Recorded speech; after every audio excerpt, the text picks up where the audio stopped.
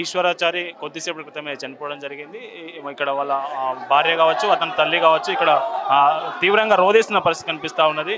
మనం చూడొచ్చు విజువల్. ఇక్కడ ఏం చెప్పినా డాక్టర్లు ఏమైనా చెప్పిరా? లేడు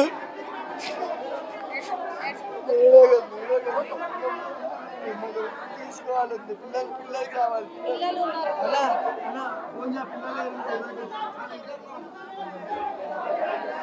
పిల్లలని కలవని కానీ పోతానని అన్నాడు. ఇట్లా పెట్రోల్ పోసుకొని తగల పెట్టుకుంటాను నాతో చెప్పలేదు. అక్కడికి వెళ్తున్నాను అని అన్నాడు. బీసీ గురించి ఎప్పుడు బీసీ గురించి మాట్లాడుతూ ఉండేవాడు. ఇంట్లో ఎప్పుడు వీడియోలు చూసుకుంటూ బీసీకి వెళ్ళియాలి, బీసీ రావాలి, అది ఇది అని మాట్లాడుతూ ఉండేవాడు. నేను ఇంతగానో ఇలా ఘోరంగా చేసుకుంటాడని అనుకోలేదు. నా పిల్లల్ని మమ్మల్ని మోసం చేసి పోతాడు అనుకోలేదు.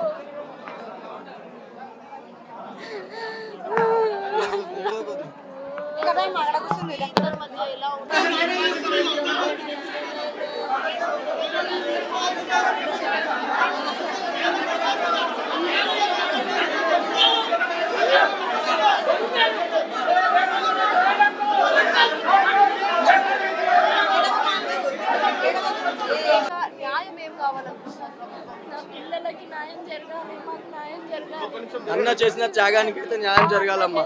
మా అన్న చేసిన త్యాగానికి న్యాయం జరగాలి.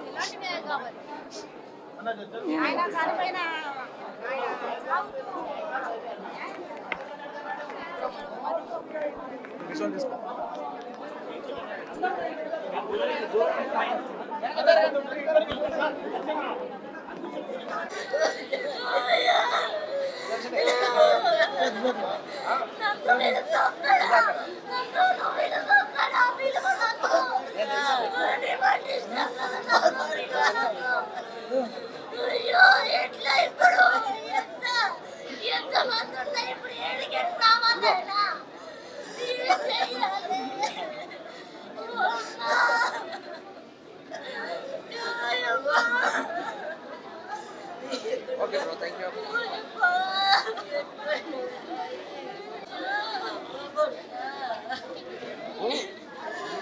Siapa tuh ganteng salah?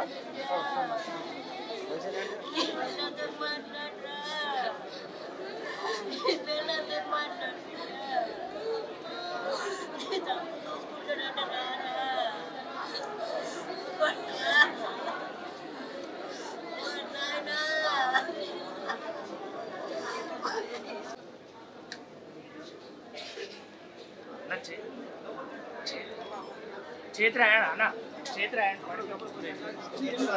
పడిపోయింది అన్న అన్న చేయి రాయండి.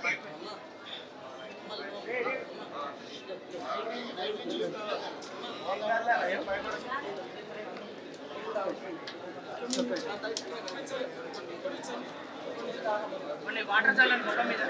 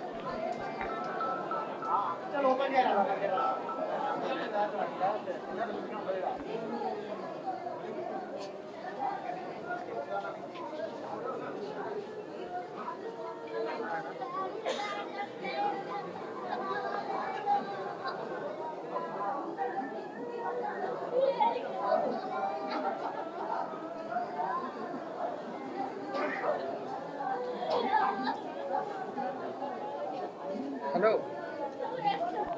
Mana? Telepon టచ్ అయ్యి వచ్చింది, లాగేసింది.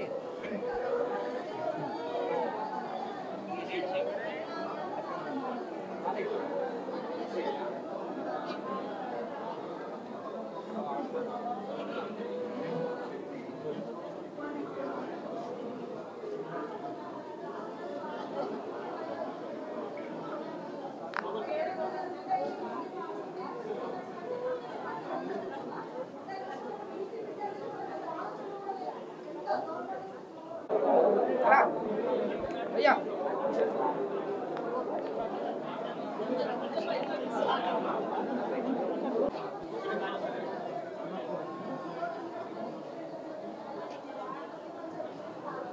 హెల్త్ బులెటిన్ ఇక్కడ రండి సార్ కూడా రండి కూర్చోండి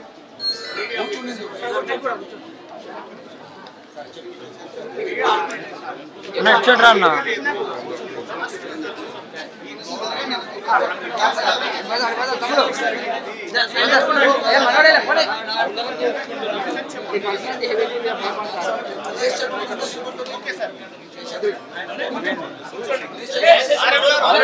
లైట్ బంద్ చేస్తే ఏమనుకోతుంది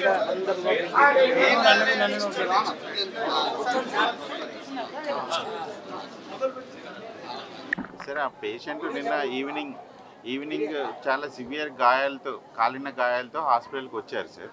వచ్చినప్పుడు మేము ఇక్కడ క్యాజువాలిటీలో రిసీవ్ చేసుకున్నాము. ఇమీడియట్గా మనం సెంట్రల్ లైన్ వేసాము, ఐవి ఫ్లూయిడ్స్ అవి స్టార్ట్ చేసాము. సో మేము మా అసెస్మెంట్లో తనకి 95% పైగా గాయాలు ఉన్నాయి సార్, బాడీ అంతా కూడా గాయాలు ఉన్నాయి. సో మేము అప్పుడే ఎక్స్ప్లెయిన్ చేసాం తనకి, అంటే కండిషన్ అయితే ప్రాపర్గా లేదని, కొంచెం సివియర్గానే ఉందని చెప్పి మేము ఎక్స్ప్లెయిన్ చేసి అడ్మిట్ చేసుకున్నాం హాస్పిటల్లో. అన్ని రిస్క్ అప్పటి నుంచే ఎక్స్ప్లెయిన్ చేస్తూ వచ్చాం. నైట్ అంతా కూడా అలాగే ఫ్లూయిడ్స్, ఐవి ఫ్లూయిడ్స్, ఎక్కడైనా స్టాండర్డ్ ట్రీట్మెంట్ ఫర్ బర్న్స్ ఉండేది, హయ్యెస్ట్ పర్సంటేజ్ ఆఫ్ బర్న్స్ ఉన్నాయి తనకి యాక్చువల్గా. సో సేమ్ స్టాండర్డ్ ప్రోటోకాల్ మేము ఫాలో అయ్యాం సార్. సో ఈవెన్ నైట్ అంతా కూడా అలాగే మా డాక్టర్స్ అందరూ అవేర్ ఉన్నారు. మధ్య మధ్యలో మీరు కూడా వచ్చారు, పోలీసులు కూడా వచ్చారు మధ్యలో. సో అందరికీ సేమ్ ఎక్స్ప్లెయిన్ చేస్తూనే వచ్చాం.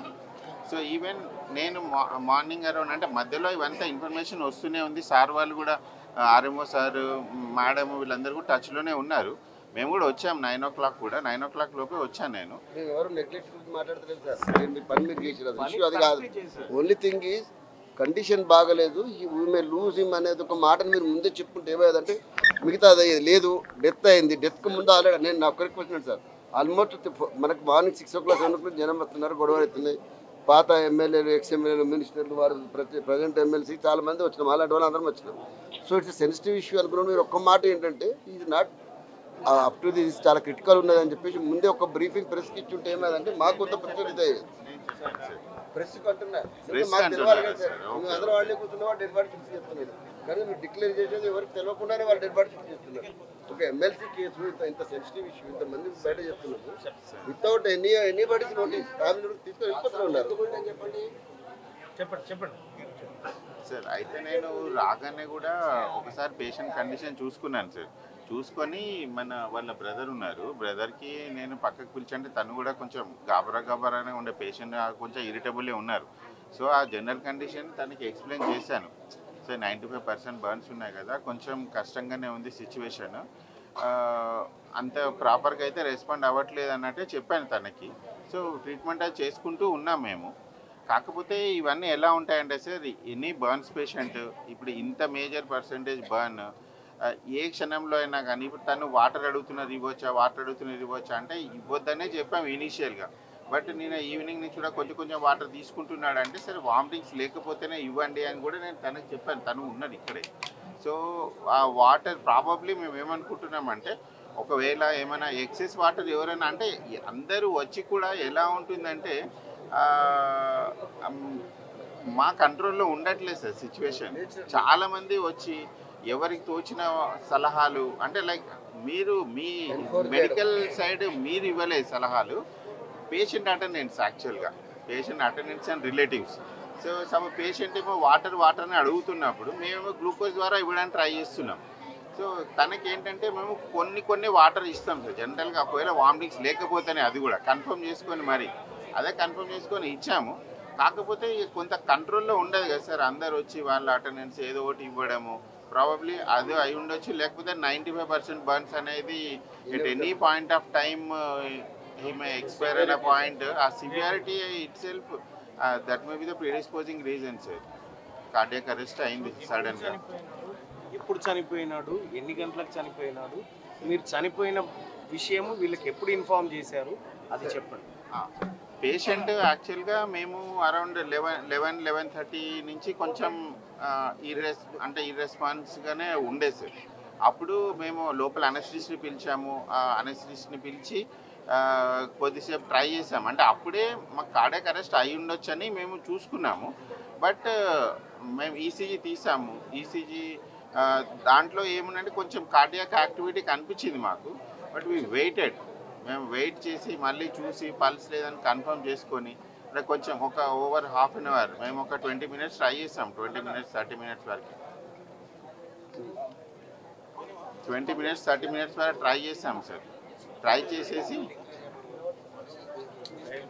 వేరే ఏ ప్రాబ్లం లేదు సార్. మాకు మేము గురించి ఎవరు మీరు అప్పటి నుంచి అడుగుతా ఉన్నప్పుడు ఎవరు పరిస్థితి బాగాలేదండి ఎనీ టైం మీ పాస్ అయ్యని చెప్పి ఒక మాట ఉంటే అప్పుడు అయిపోయేది. ఇప్పుడు అయినా కూడా ఏంటంటే మీరు చెప్పండి సార్. అయితే పేషెంట్ యాక్చువల్గా మేము అన్ని ప్రయత్నాలు చేశాము. 11:30 11:40 నుంచే కొంచెం బ్యాడ్ అవుతూ వచ్చాడు సార్. వస్తే మేము 12 ఆ టైంలో కొంచెం సివియర్గా కార్డియాక్ అరెస్ట్ అవ్వబోయింది. రిసెసిటేట్ చేసాము, కొంత రికవర్ అయినట్టు అనిపించింది. అందుకని కంప్లీట్గా డెడ్ అవ్వలేదు. అప్పుడు మేము అప్పటికే చెప్పాము కూడా కొంత అంటే ఎవరు వస్తే వాళ్ళు అంటే ఫలానా వాళ్ళకే చెప్పామని నేను చెప్పలేదు, ఎందుకంటే చాలామంది వచ్చారు సార్. కొంతమంది అది మేము ఈ 12:30కి మళ్ళీ ఒకసారి ఈసీజీ చూపించి మాకు అప్పుడు కన్ఫర్మ్ అయినట్టు అనిపించింది. ఈసీజీ తీసుకొచ్చేసి మేము 12:50 ఆ టైంలో మేము ఈసీజీతో కన్ఫర్మ్ చేసుకొని వాళ్ళ బ్రదర్కి మేము డిక్లేర్ చేసాం సార్. యాక్చువల్గా ఈ ఇష్యూలో ఎలా ఉంటుందంటే సార్, ఇంతమంది కనిపించేసరికి everybody is afraid of the thing. మిమ్మల్ని ఇబ్బంది పెట్టడం ఏదో కాదు మా అంశం. డెత్ డిక్లరేషన్ అనేది ఒక ప్రాసెస్ ప్రకారం జరగాలి. మా కాజ్ కోసం చనిపోయినటువంటి వ్యక్తి ఆరోగ్యం పట్ల బయట జనాల్లో ఆందోళన ఉంటుంది. ఈ ఆసుపత్రి బాధ్యతతో ఒక హెల్త్ బులెటిన్ రిలీజ్ చేయాల్సి ఉండే, అవేమి చేయకుండా మేము అక్కడ కూర్చుంటే ఇక్కడ నుంచి బాడీ తీసుకొని పోతా ఉన్నాం. అదే కదా, అది ఒకటే బాధ కదా.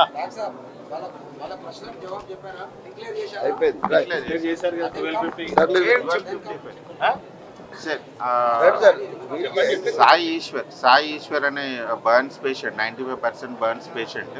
మేము 12:56 టైంకి 12:56 PM-కి ఎక్స్పైర్ అయ్యారు సార్.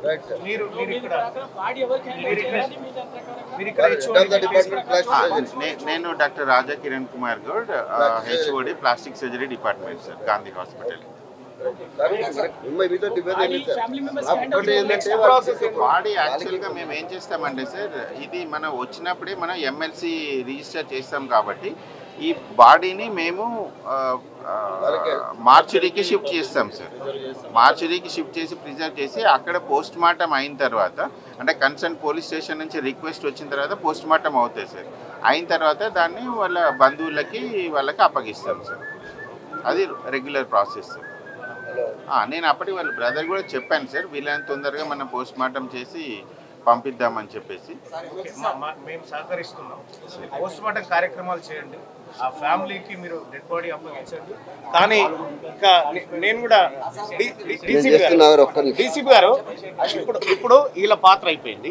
మీది ఏంటంటే నేను చెప్పేది వినండి. ఇప్పుడు పోస్ట్ మార్టం అయిపోయిన తర్వాత మీరు ఓవర్ యాక్షన్ చేసి అది ఎత్తుకొని పోవుడు అటువంటివి చేయకుండా ఫ్యామిలీకి డెడ్ బాడీ అప్పగించండి, మేము సజావుగా నిర్వహించుకుంటాం. MLC case as per procedure, post-mortem, handing it over to the wife or deceased party. That is our job. అంతవరకు ఎట్లా తీసుకుపోతారని ఎడిపెల్లి పోలీసు పోస్ట్-మార్టం చేస్తారు, డెడ్ బాడీ వాళ్ళకి ఇస్తాము. అక్కడ మీరేమో విషయాలు పెట్టకండి అని చెప్తున్నాను.